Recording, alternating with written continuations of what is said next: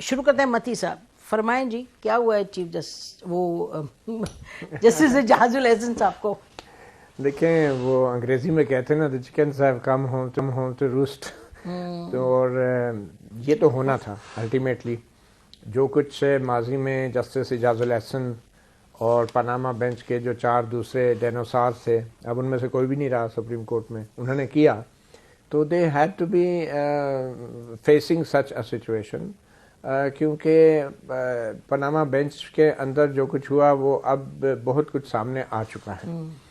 تو جن لوگوں نے اس وقت پاناما بینچ کے معزز ججوں کو استعمال کیا، مجھے لگتا ہے کہ ان لوگوں نے اب نئی اسٹیبلشمنٹ کو اس حوالے سے کافی کچھ معلومات دے دی ہیں، اور جسٹس اعجاز الاحسن کے پاس تو استعفیٰ دینے کے سوا کوئی چارہ نہیں تھا. اور نہ صرف یہ کہ استعفیٰ دینے کے، بلکہ ان کو اس بات کی بھی بظاہر اجازت نہیں تھی کہ وہ استعفے میں یہ لکھ دیتے کہ میں اپنی ذاتی وجوہات کی بنا پہ استعفیٰ دے رہا ہوں. ان کو تو ذاتی وجوہات کیا کوئی بھی وجہ لکھنے کی اجازت نہیں تھی. اجازت نہیں تھی؟ مجھے تو یہی لگ رہا ہے، کیونکہ یہ ہو ہی نہیں سکتا کہ ایک سپریم کورٹ کا جج جو ہزار صفحے کی پاناما ججمنٹ لکھتا ہے ایک وزیر اعظم کو نائل کرنے کے لیے، اس سے 4 لائنوں میں کا استعفیٰ میں وجوہات نہیں لکھنے کے قابل تھا. اور چند 100 الفاظ ہیں، جو 4 لائنیں 5 سطریں ہیں، جی میں استعفیٰ دے رہا ہوں اور I do not wish to be a جج. ایز اف جو جج بنے تھے تو یہ اپنی وش کے مطابق بنے تھے.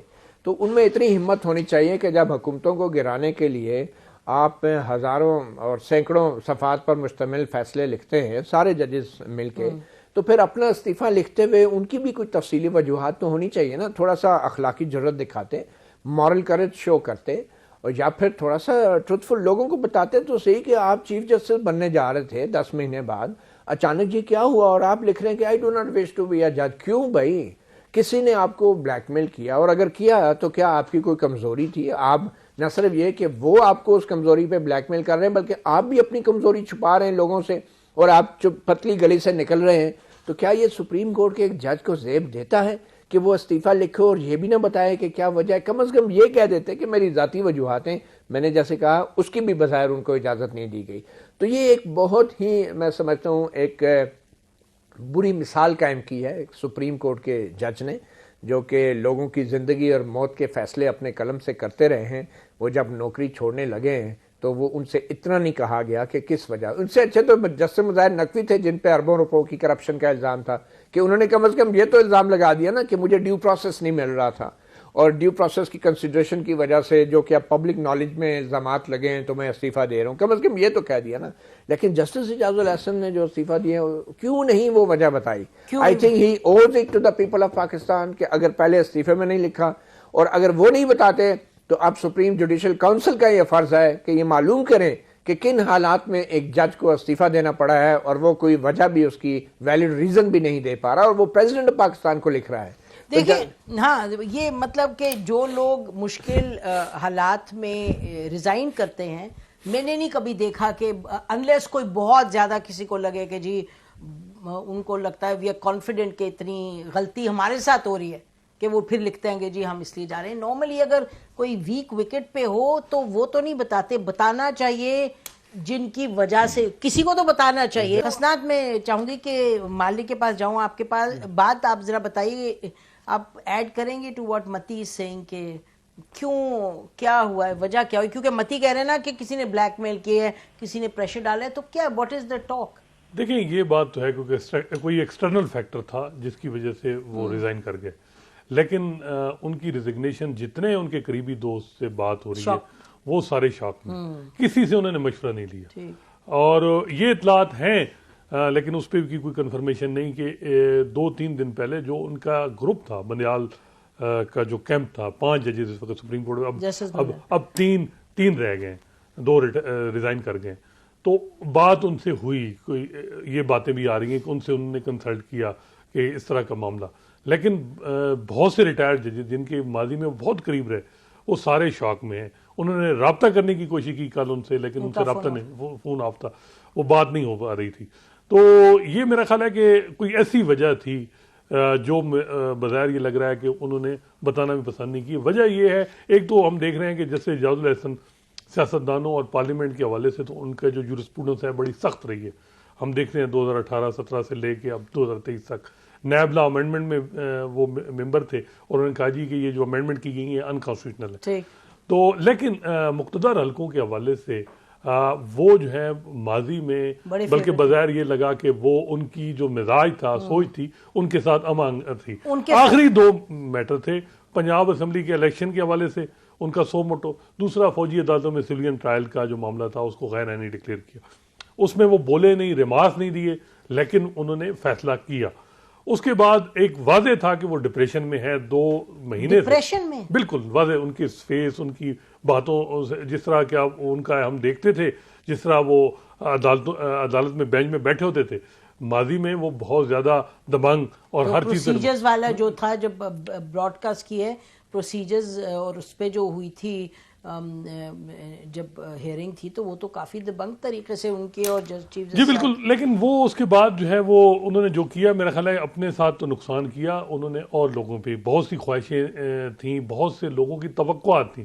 پی ٹی آئی کو بڑی توقعات تھی کہ جب یہ چیف جسٹس بنیں گے تو ہمیں جو ایلیجبلٹی وہ کہتے ہیں ہمیں ڈیو پروسیس نہیں ملتا, وہ ساری چیزیں ہمیں اب ملنے شروع ہو جائیں گی 10 مہینے بعد. وہ اب اس کا کیا کریں, وہ تو دیٹس نائدر ہیئر, اور ہونا بھی ایسے نہیں چاہیے. لیکن مالک آپ کا کیا, واٹس یور ٹیک آن دس, یعنی کہ آپ کو کیا وجہ دکھائی دے رہی ہے؟ کیونکہ ایک طرف ہم نے دیکھا کچھ اینکرز کہہ رہے تھے کہ ریفرنس ہم نے دیکھا ہے جو ان کے خلاف تیار ہو رہا تھا, میرا خیال ہے انہوں نے حامد مین نے بھی کہا اور کامران شاہد نے بھی کہا, اور پھر ولاگ جو میں نے نہیں دیکھا لیکن طلعت حسین کا تھا کہ شاید کوئی کچھ آپ نے دیکھا تھا کہ اس میں کوئی ریکارڈنگ کی. ڈان میں خبر آئی تھی ملک اسد کی کہ 2 ریفرنسز جو ہیں ایک آفیشیل نے کسی نے دائر کیے ہیں, اچھا, مگر وہ اس نیچر کے نہیں تھے کہ وہ ریزائن کرتے. جی ٹھیک, مالک واٹس یور ٹیک؟ میرا خیال ہے متی نے اس کو سم اپ کر دیا. دیکھیے حسنات کی بات ٹھیک ہے, فیلو جج سے بات ہوئی ہے اور انہوں نے کہا کہ ملاقات صبح کے وقت ان سے ہوئی اور کوئی اندیا نہیں تھا, کسی قسم کا نہیں تھا. ہی نیم کے جی جب بنائے وینٹ آفس تو اعجاز الحسن صاحب 2 اور ججز کے ساتھ بیٹھے تھے, 1 لیڈی جج اینڈ 1 another جج, اور وہاں پہ کوئی ایسی بات نہیں تھی کسی قسم کا. آئی واز شاکڈ کہ جب یہ ہوا ہے. لیکن بات وہی ہے, دیکھیے ججز کا ریزگنیشن جب اسپیکولیشن اتنی زیادہ ہو تو یہ ایک بہت بڑی ڈس سروس ہوتی ہے, اور ایسے موقع پہ مظاہر نقوی صاحب کا جانا وہ ایکسپیکٹڈ تھا, everybody was ready for that.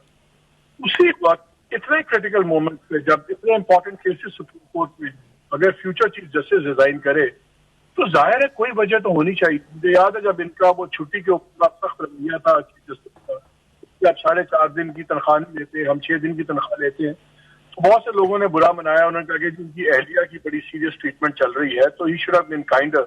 اور یہ آپ کو ڈھکی چھپی بات نہیں ہے کہ چیف جسٹس کا اور ان کے جو اختلافات تھے, جس طرح چیف جسٹس خط لکھتے جسٹس کو اسی طرح یہ بھی خط لکھ رہے تھے. تو یہ تو کیمپس بڑے کلیئرلی ہیں, اینڈ آئی تھنک شاید حسنات بات کر رہے تھے کہ کیمپ کے 3 بچے بچ گئے ہیں, ہو سکتا ہے شاید ایک اور بھی آنے والے دنوں میں نہ رہے. تو ایک پرچ آپ کو نظر آتا ہے کہ ایک جوڈیشل پرچ شروع ہوا ہے, اور ان کے جانے سے ایک تو وقتی طور پہ جسٹس فیضی سے ڈیفینیٹلی بہت اسٹرانگ فیل کر رہے ہوں گے اور بھی ہوا ہوگا, اس کے لانگ ٹرم امپلیکیشنز اور ہیں. تو ہمیں نظر یہ آ رہا ہے کہ شاید کچھ جگہ پہ یہ تاثر بڑا اسٹرانگ تھا کہ جی سپریم کورٹ کے 2-3 ججز کی وجہ سے ہائی کورٹ کے ججز بھی بہت زیادہ جا رہے ہیں, اگریسو ہوئے ہوئے ہیں. شاید ان کا بھی توڑ کیا گیا ہے کہ ان کو ہٹائیں تاکہ وہ ایک بیکنگ ختم ہو. بٹ اگین یہ جو آف دا ریکارڈ باتیں ہوتی ہیں, جو وہ وہاں سے باتیں کر رہے ہیں, جو آن دا ریکارڈ اون نہیں کریں گے تو بڑے دھیان سے بات کرنی چاہیے.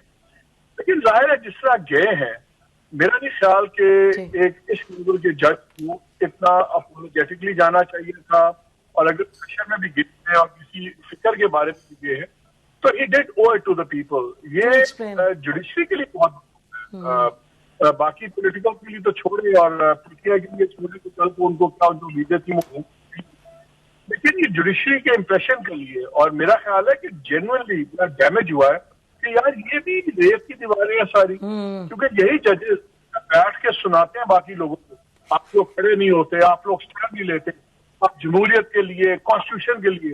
تو بھائی پھر आप लोग अगर स्टैंड नहीं लेंगे तो कौन लेगा? और अगर आप ذاتی वजूहात से बताएं और अगर आप पे प्रेशर है then stand up and be counted. Pulpit पे बैठ के नसीहतें करनी बड़ी आसान है और क्रिटिसाइज करना बड़ा आसान है. आजकल चीफ जस्टिस साहब ने भी बताया हुआ है ना, हर किसी को ट्रिगर देते हैं, हर किसी को तल देते हैं. हम देखेंगे कि कल को प्रेशर होगा तो कौन किस तरह खड़ा होगा. तो आई थिंक आज सुप्रीम कोर्ट को बहुत ज्यादा झटका लगा और ये रात से ज्यादा it is damaging to the supreme court. YouTube पर गूगली न्यूज देखने के लिए youtube.com की सर्च बार में गूगली न्यूज टीवी टाइप करें. गूगली न्यूज के पेज पर सुर्ख रंग के सब्सक्रिप्शन वाले बटन पर क्लिक करना ना भूलिए. YouTube पेज पर अपलोड होने वाली वीडियोस से बाखबर रहने के लिए बेल आइकन पर क्लिक कीजिए. आपको हर नई वीडियो के बारे में नोटिफिकेशन मौसूल हो जाएगा.